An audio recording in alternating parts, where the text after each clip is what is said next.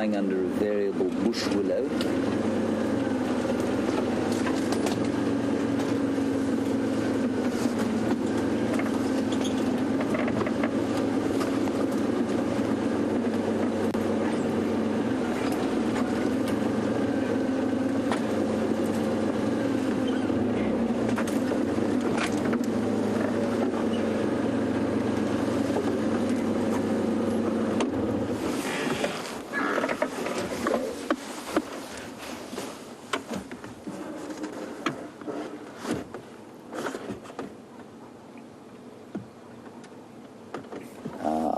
Very nice. Thank you, Jerry. Jerry says that a pug mark is in fact, comes from a Hindi term meaning foot. And that's why every individual animal has a distinctive pug or foot mark. So apparently it can refer to any animal. But out here, certainly I would never refer to a rhino or an elephant's footprint as a pug mark. It's normally just the cats. But I suppose you could use it for any term. So it must have come from the time of the Raj, I suppose.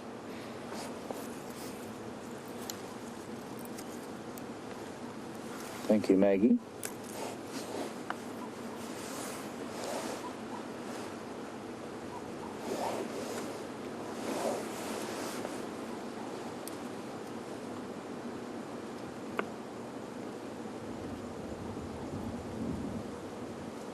So the two adults here and then the sub-adult behind. Sub-adult is missing.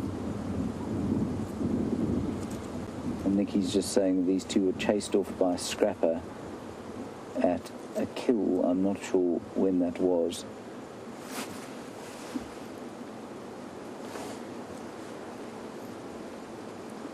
That was on Torchwood in October.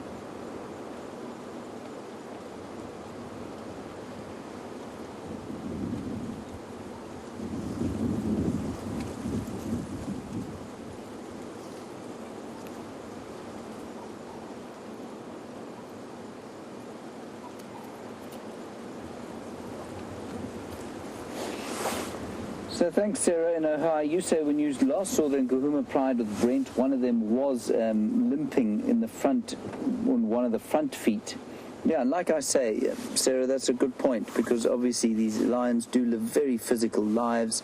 They take a lot of punishment during their hunting, because, I mean, if you imagine trying to take down, so she's about 120, 130 kilograms, taking down a fully grown wildebeest or buffalo weighing sometimes twice, sometimes 4 times as much as they do, you're going to get hurt every so often. And so they're incredibly good at healing. These animals are incredibly strong, but they will get injured every so often and limp about the place. And that's why you will never find something like a leopard taking the risks that a lion would. It doesn't matter here if this injury lasts for a week or two. She will still be able to eat because she will follow the rest of the pride. They will kill and she will share the kill. Whereas if you're a leopard, of course, or a cheetah, you can't do that. If you get injured like that, you won't eat until such time as that injury is healed sufficiently for you to be able to hunt again. So I think that's very interesting.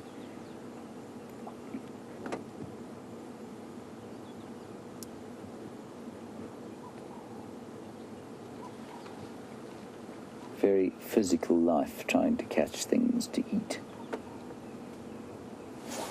And not easy. I mean, that wildebeest calf is not big. They've smoked something. And I don't think that those wildebeest would have been alone in here. You know, just the cow and her calf. So maybe there are others around.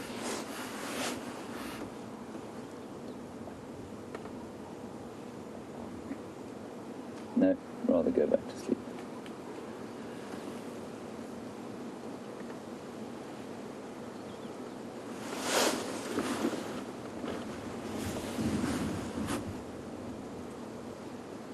So any theories on where the other youngster is would be greatly received. I wonder where on earth they are.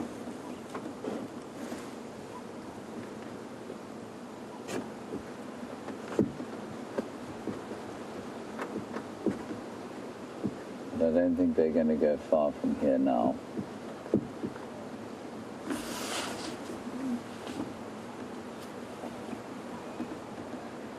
And Christy, you're also worried about where the other one is and whether they will be reunited soon. I've got a nasty feeling about her, I must say. I wonder if she hasn't been lost. Simply because I can't see or imagine a reason why she'd be on her own, away from the rest of the pride. She hasn't been seen mating with the other, unless, you know, there are 4 Birminghams on Nkuhumas now, or they've just headed into the Kruger Park with amber eyes. I mean, unless the 5th Birmingham male is maybe, perhaps, with the other sub-adult, maybe that's happening, that's why she's not here. She's just old enough to be mating, so that's possible.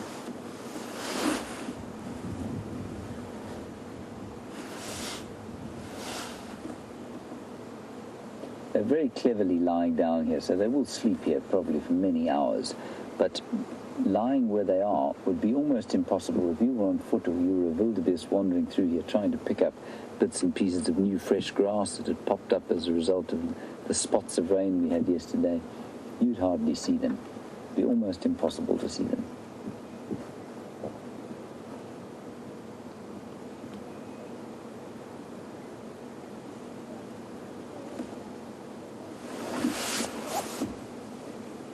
All right, let's head across to Scott while these cats lie here, see what he's got to show us, and I'll see you back here in just a little while.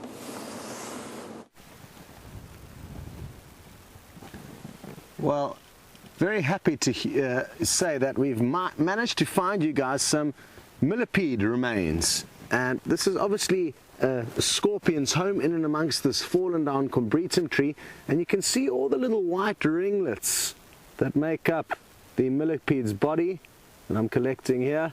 So there we go, evidence of a scorpion that's been doing some good housekeeping, and also testament to the fact that they do in fact eat these millipedes, which not many other animals do.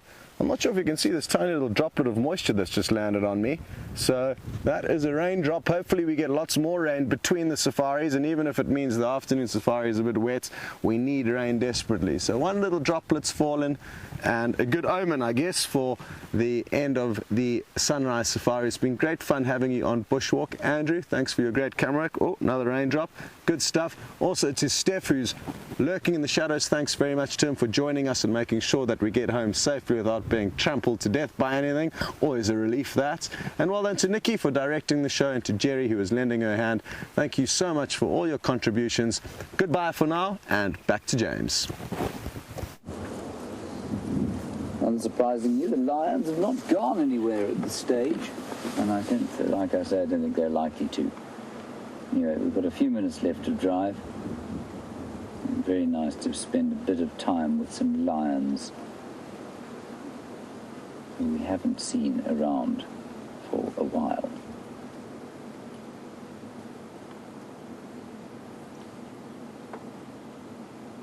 I think things are probably settling down now with the lions. We've got a situation where the Birmingham boys are comfortable. They've taken over. It doesn't look like any further threats are coming just yet. Obviously there's those 9 skybed males which we've heard of from the north, and they may well come down here at some stage. Now this, you're on Twitter and you say that it doesn't look like they've had much to eat recently. I would agree with you completely, Liz. They're not skinny. It doesn't look like they are sort of malnourished at all at this stage, but they don't have those full bellies of lions that have just eaten, so they would be ready to hunt. And certainly it looked like they were doing that yesterday. They moved during the day yesterday when it was cloudy and windy, and then they were obviously hunting when we found them this morning.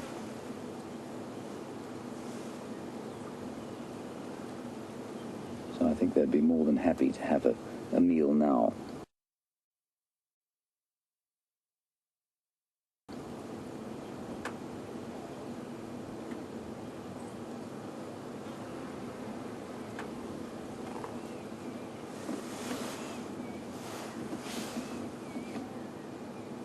Hello, Michelle in Michigan. A very nice question, and one, I mean, we do discuss it every so often, but I haven't mentioned it for a while. The black on the back of a lion's ears, why is it there? We think, Michelle, that it's a following mechanism. And if they are hunting, of course, then they are moving and they spread out through the bush. And that black juxtaposes quite nicely with the tawny color on their bodies. And it's quite an easy thing to see. It's the same reason they've got that black pom-pom on the back of their tails. And you wouldn't think, in this kind of light, it's not that obvious. But I can tell you that when the light is low, it's amazing how obvious that black color is when they're moving through kind of the dusk light through bush like this. That black is very obvious indeed. And I suspect that's why they've got the black. It's a following mechanism that helps them when they're hunting. The leopards would have it for the same reason, not for hunting so much, but possibly for their cubs, so that the cubs can follow them.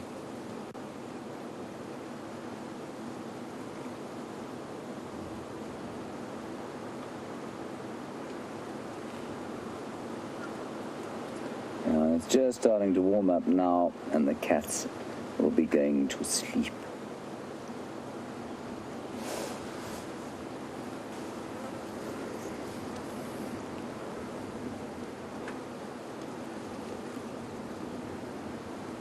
And Sarah, you reckon that maybe my assertion that the other lioness is with a Birmingham boy is quite possible, because at least 2 lionesses have been seen mating with a Birmingham boy as of late, so maybe it is that that's where the other young lioness is. Thank you, Sarah. I've been very busy today. It's good news. It was also Sarah yesterday who informed me that Nkuhumas was the Tsonga name for a brown ivory tree, and I will still try and find one. I haven't seen one today, but they are around. It's a little bit embarrassing when somebody in Ohio is able to tell you a Shangaan or Tsonga word that you should really know. So thank you very much for that, Sarah.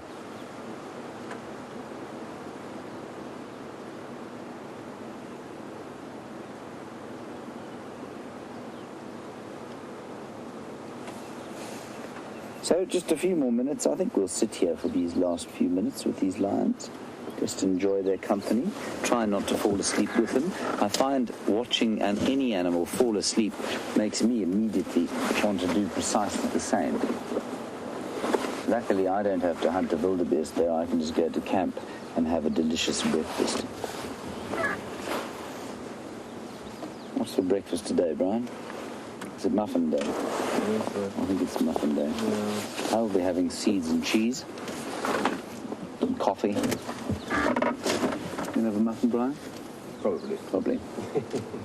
Maybe a bowl of cereal.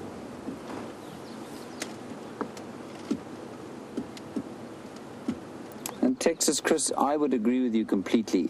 You're on YouTube and you reckon that these lions are looking healthy. I would agree completely. I think they look very well, other than the limp, which could be gone by lunchtime, like I say. And just to reiterate, I mean, we heard that young wildebeest calf bellowing. It was a real distress call. And I suspect that that injury has happened right now. I wonder if the mother didn't smash into that youngster, at least the older one.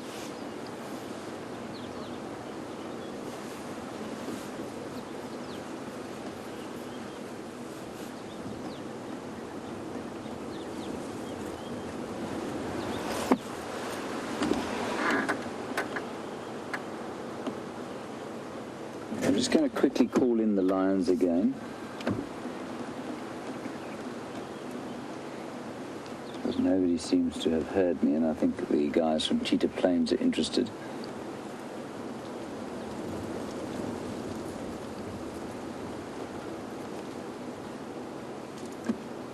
Our stations, this is the 3 Nkuhumas here, and they're in the block, and quite thick stuff between Balanites and Zoes on this south-western side of that junction, but they are static at the moment.